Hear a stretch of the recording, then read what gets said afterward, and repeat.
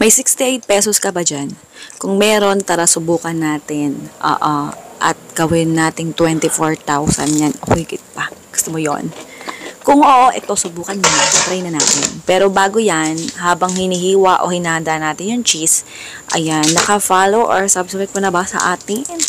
Kung hindi pa, ayan, comment mo lang sa baba kung taga saan ka.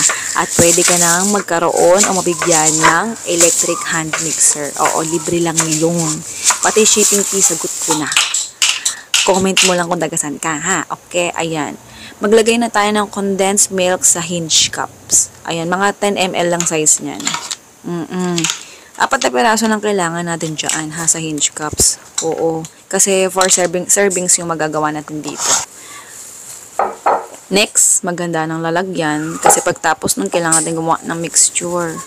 Lagay ka dyan ng harina, mga 3/4 cup. Tapos ito, ayan, baking powder. Tak-tak mo kasi, sayang. Naglagay din ako suka. Kalahating kutsara yung suka, kalahating kutsara din yung baking powder. Tapos tubig lagay ka. Yung mga pinaka-eksaktong sukat ng ating mga rekado, nasa dulo ng video, pwede mo i-forward or after ng taste test. Haluin mo lang hanggang sa maging ganyan yung texture. Tapos, tabi mo lang pansin kasi meron pa tayong gagawin. Ayan, kailangan natin magpainit ng mantika. Ayan, magpainit ka na, magsalang ka na, hinaan mo lang apoy. Para habang may ginagawa ka, umiinit na siya. Bago pa high blood yung kapitbahay. Charot lang. Next, ito, meron yung ginamit natin kaninang mangkok. Ayan, dyan na lang natin lagay yung harina. Tapos, ayan, yung hiniwa natin kaninang cheese.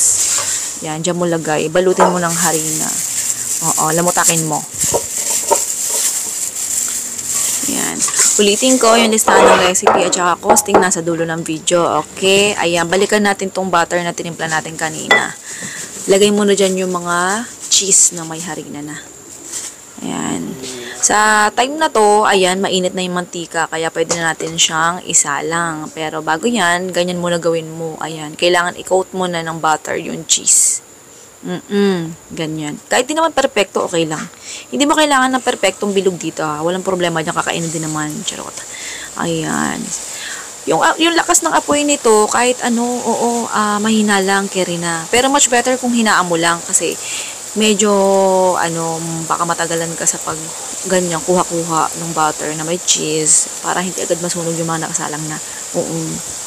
Yan. Next naman, kapag ka naisalang mo na lahat, intayin mo na lang. Mga 1 minuto lang pagluto, kaya rin na yan. Oo, ganun lang. Gusto naman ng buhay-buhay. Inip na ba? Pag nainip na, pwede mo na i-forward tong video, ha? Pwede i-forward, oo. Pwede. Try mo. Baka nalilimutan mo. O bago pa tumaas ang blood pressure, i-try mo na yan. Ganyan na itsura. Maputla talaga kulay niyan. Oo, maputi. Parang sa tao, may maputi, may moreno, may negro. Ganon lang. Ayan, sa hinge cups na 250 ml, 6 na piraso yung nilagay natin cheese balls. Kahit hindi siya mukhang balls. Oo. Tapos yung hinge cups na 10 ml na may condense, ganyan dapat ang pwesto. O, diba? Naisip ko lang yan. Kung gusto mo i-try, bahala ka. Oo, kung meron kang gustong gamitin na ibang lalagyan, natin yung mas makakamura, kayo nang gamitin mo. Yung listahan ng costing, yung recipe, ayan. Ayan. Sabay sa taon yan, 2025, year 2025, kaya saktong-sakto yung costing. Ayan, na-realize ko, nung bumalik ako dito sa pag-costing, dito sa ating negosyo recipe na pang-sharing. Ayan, na-realize ko, Diyos ko po, napakamahal na talaga ng bilihin. Kaya yung costing, alam nyo na, ha. Sige na, goodbye, good luck. Love you.